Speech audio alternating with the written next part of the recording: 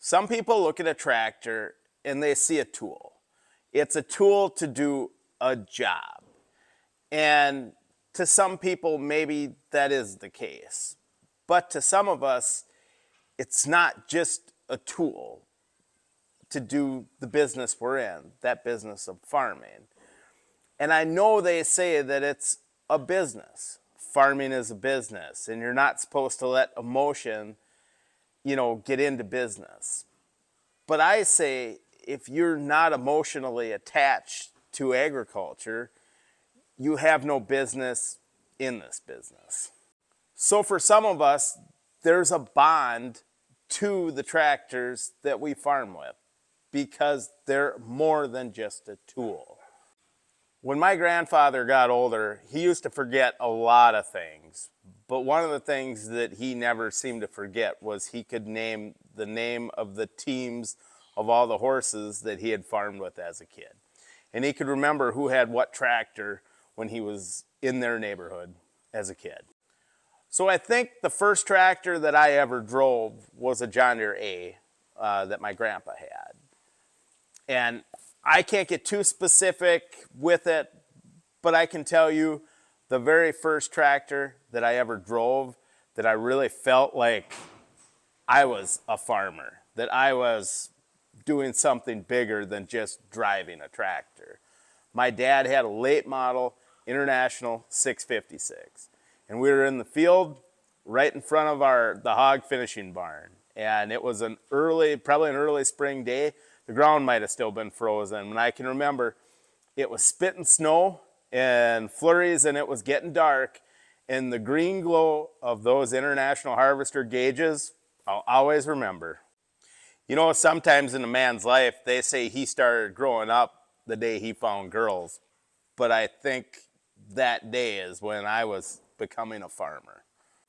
And it's funny how much about the tractors that I worked with as a kid that I remembered, the little things. I wasn't distracted. You were just out there farming, and you felt like you were somebody. Like there was more to life than just being a kid. You were becoming a man, and I can remember, the AAA sticker on the Farmall M, the bumper sticker on the side of the hood of the 4320 that said one good reason for pesticides, hunger. The 806 that had the Richards implement, Menominee, Wisconsin on the side of it. Farming as a kid, though, was different because you were just doing the work. You weren't worried. You just had to do the job. And if something went wrong, it wasn't your problem.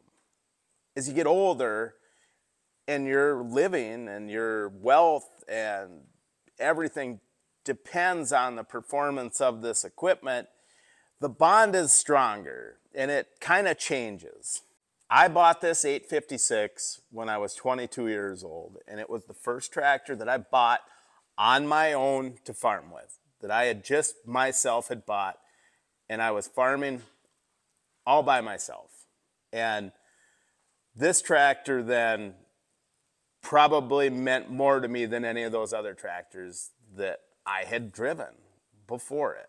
Because being a young farmer and having all kinds of problems and never enough money, honestly, this tractor probably kept me farming because it never let me down. And on those days when everything went bad, I could count on the 856, and it was this one little shining light in some really tough days as a young dairy farmer.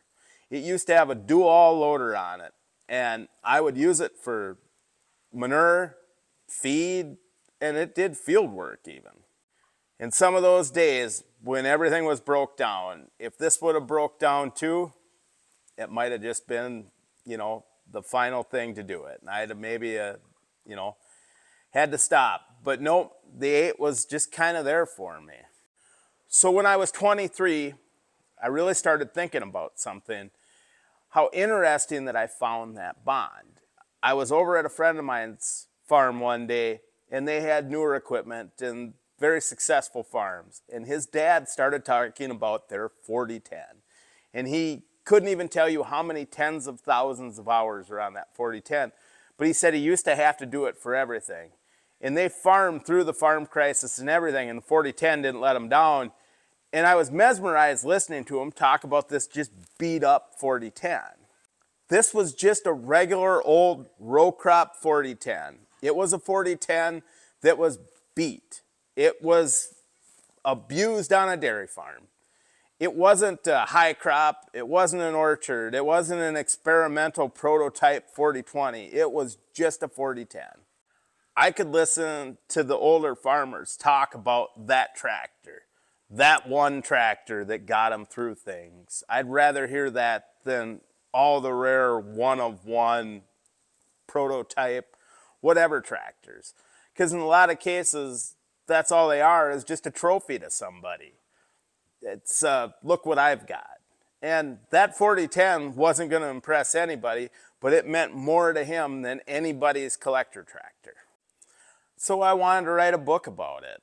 And this is 2001. And things have changed since then. And like most things, life gets in the way, and even more farming got in the way. And that book just didn't get written. And then I got on TikTok and I started telling tractor stories, and people really enjoyed them. There was no production to these videos. It was just me with my phone talking, and people really enjoyed them. And I can't help but think they don't feel the same way that I felt listening to the older farmers talk about their tractor.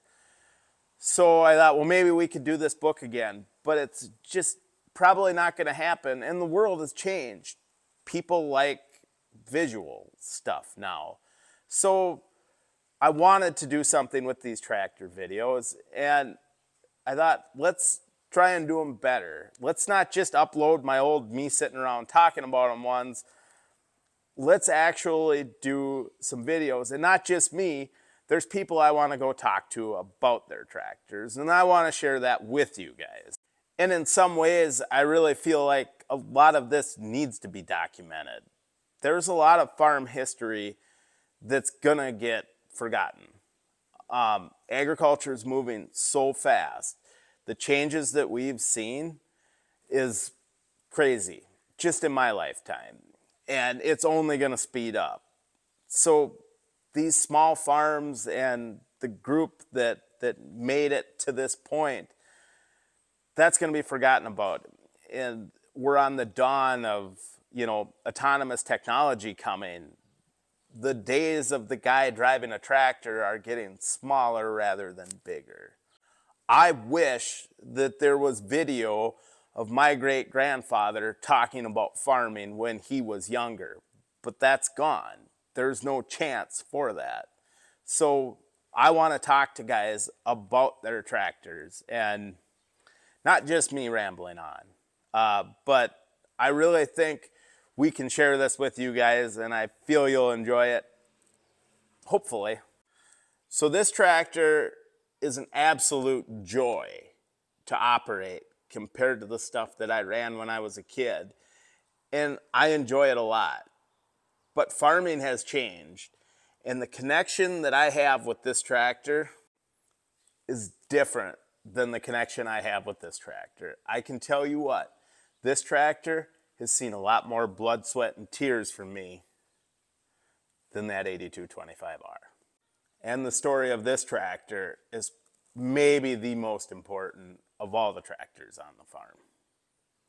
So hopefully we can get this to upload to YouTube correct. And I guess this is our introduction to doing the tractor stories. I'm gonna try and do one a week, but now that we're coming into harvest, I don't know that I'll be able to.